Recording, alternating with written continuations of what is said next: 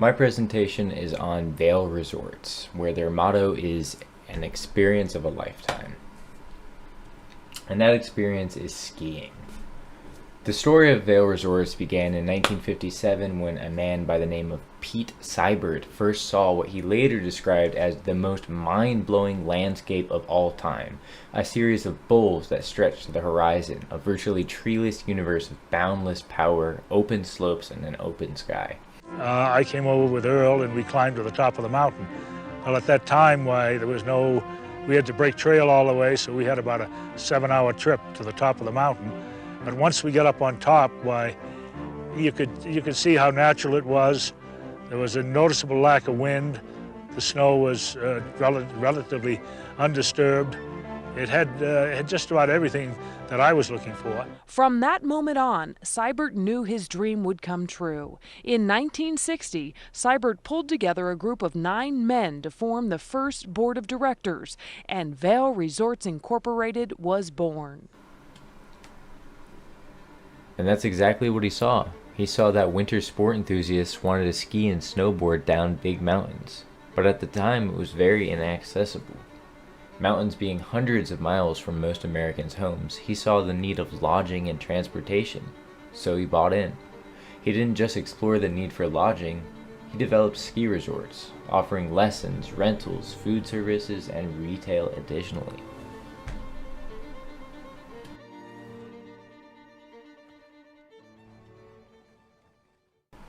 Skiing and snowboarding used to be cheap. In the 80s and 90s, it was $5 to $10 for a full day of skiing and snowboarding. Now, to go skiing just for one day, it'll cost you between $120 to $400, assuming you don't need to buy ski clothes. That's just for the pass and for the rental. In a 2021 online article conversation, someone said, "My theory about what happened is basically 2 related things. Corporate consolidation of resorts. Most of the big ones are either Vail or Alterra, and if they're not outright owned by those corporations, they've got deals with them, so they're accessible either by the Icon Pass, Alterra, or the Epic Pass, Vail.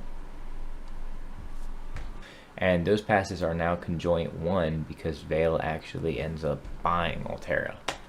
For a long time, the brand was in a face-off with other corporate giants, Alterra and Peak Resort. The 3 companies were all rivals with about 14 properties each, but Vail won and bought its competition. In 2019, Vail Resort bought Peak Resorts, adding 17 new ski areas to their roster and to their pass. In 2022, Vail bought Alterra Mountain Company, their last major competitor geographically. Vail nearly doubled in how many resorts it was operating with this acquisition, and it now owns 55 ski resorts across the United States, Canada, Switzerland, and Australia, making it one of the largest of any ski resort company in recorded history.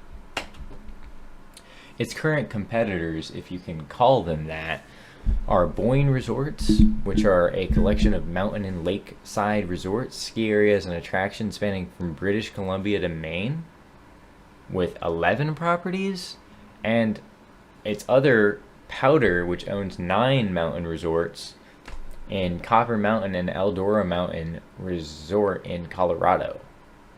I'm not sure you can call them competitors, though, because if you combined both companies and doubled it, it would still be smaller than Vail Resorts. So Vail doesn't really have a major competitor. Vail bought and buys most of its competitors. Corporations capitalizing on ski towns is such a big phenomenon that many movies were made about corporations pushing ski townies out of their homes and lifestyles to make money. Out Cold is a 2001 comedy film directed by the Malloys. The movie is set in the fictional town of Bull Mountain, Alaska, and follows a group of friends who work and live at the local snowboarding resort.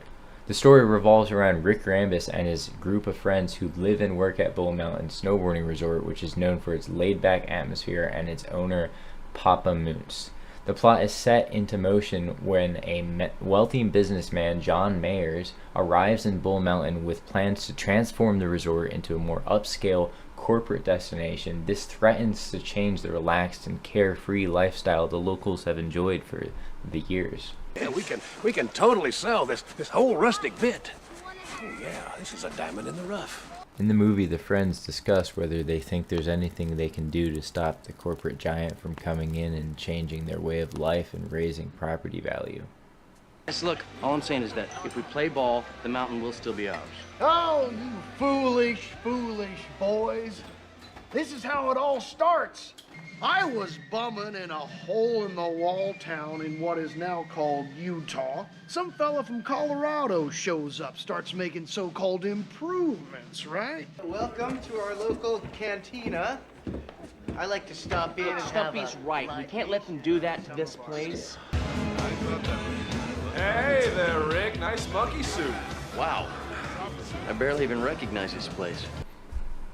And that's exactly what Vail Resorts has done. They have bought many ski towns that were operated with more passion and turned it into corporate greed. And they now have over 50 resorts around the globe. Vail owns a lot of companies, manages many hotels.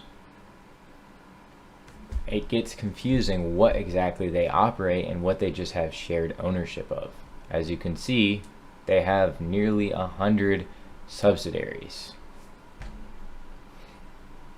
One of the first subsidiaries they bought into was Rock Resorts, which was their first hospitality company. Rock Resorts, founded by Lawrence Rockefeller in 1956, was acquired by Vail in 2001. Rock Resorts has a history of managing legendary hotels and resort properties that celebrate their iconic locations, such as the Arabelle at Vail, which is shown on that photo on the right and also on this next slide. Some hotels owned and managed by Vail Hospitality under its subsidiary Rock Resorts. First, in Breckenridge Resort, Colorado, we have the Breckenridge Hotel for $409 average daily rate. We have the Grand Summit Hotel in Colorado for $212, the Arabelle for $132, the Pines Lodge for $255, the Lodge at Vail, and the Osprey Beaver Creek. All beautiful, very large hotels that I am shocked their rates are so low.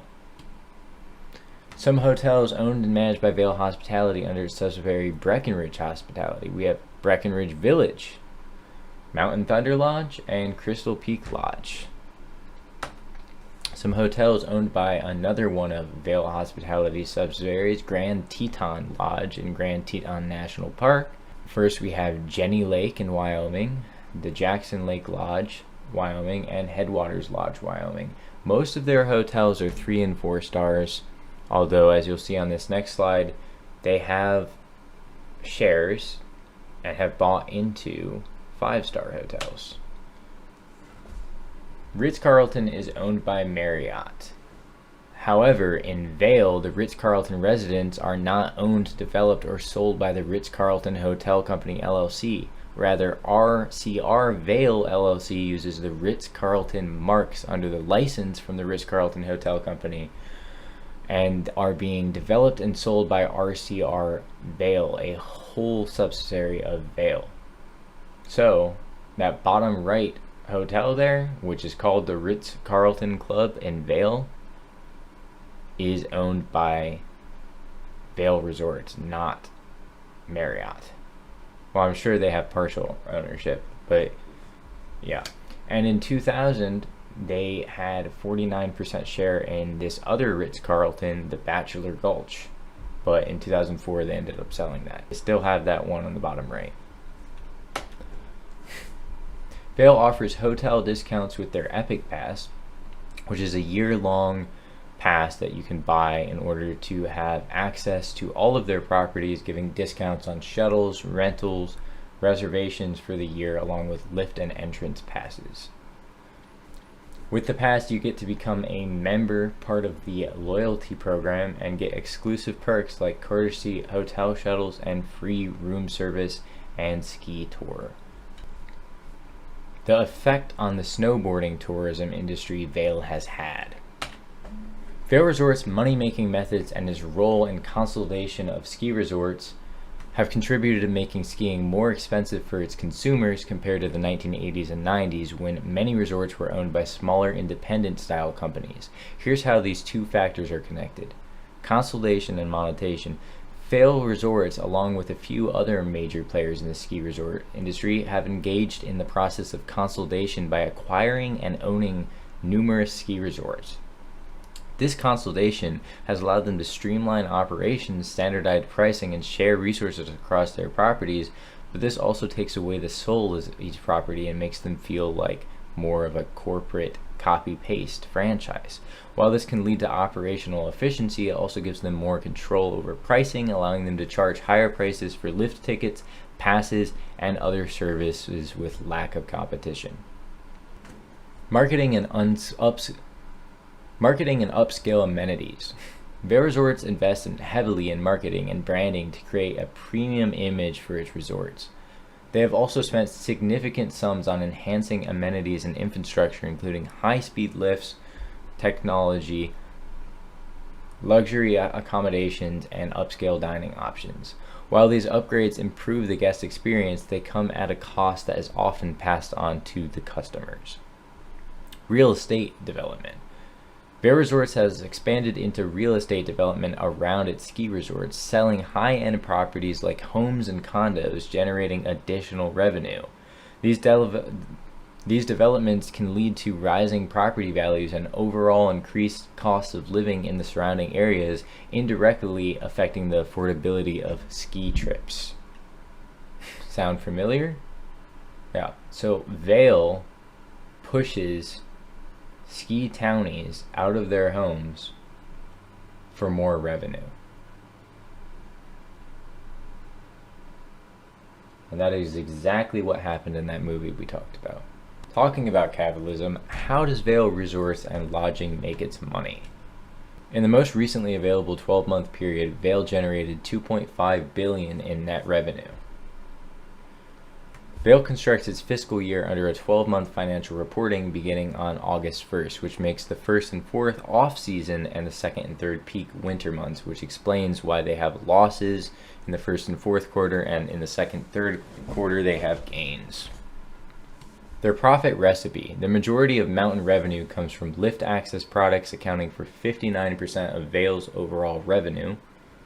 On mountain, including lift access, ski school, and dining and retail.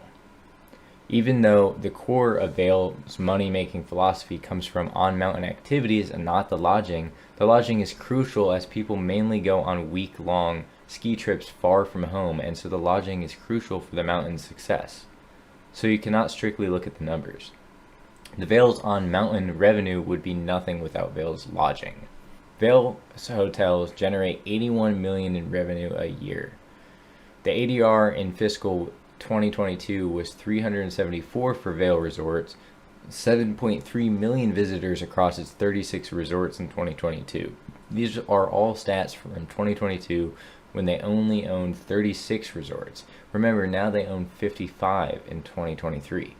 A lot of their money comes from past products that need to be purchased in advance of the season, which means Vail has a significant risk cushion, as they already have more than half their yearly revenue before the season starts. Company expenses. Vail has a $20 minimum wage for all employees, and they have to pay 6,900 year-round employees and 38,000 seasonal employees over the course of the year, so they spend $690 million paid salaries in 2022 fiscal year. A breakdown of their expenses: $690 million on employees. G&A, rent, utilities, and marketing account for $350 million loss. Resort acquisitions and investments, $450 million. Retail, $100 million. Permit and lease payments, $90 million. So as far as the key balance sheet metrics, the only real important one is the working capital, and they've got a lot of it. They've got $681 million. Unless stuff went really south, their company is going to be fine. They're not going away anytime soon. Their $681 million working capital shows that those boycotts those people were talking about aren't going to get anywhere. Customer satisfaction and long-term relationships. Customers and snowboarding enthusiasts are growing to be more and more livid and impatient with the increasingly outlandish capitalist prices and overcrowded ski slopes. There is a lack of companies competing with Vail, and because of this they have far too many visitors and skyrocketing prices because there's a lack of quality alternatives. There are increasingly conversations of boycotts within employment and tourism sectors. And as far as environmental sustainability goes with their lodging and ski resorts, they have a whole website for it. They're doing a lot. I'm not going to divulge too much into it, but they've got a whole website if you want to visit. Vail.com, the mountain, more options, sustainability. And that concludes my presentation. Thank you.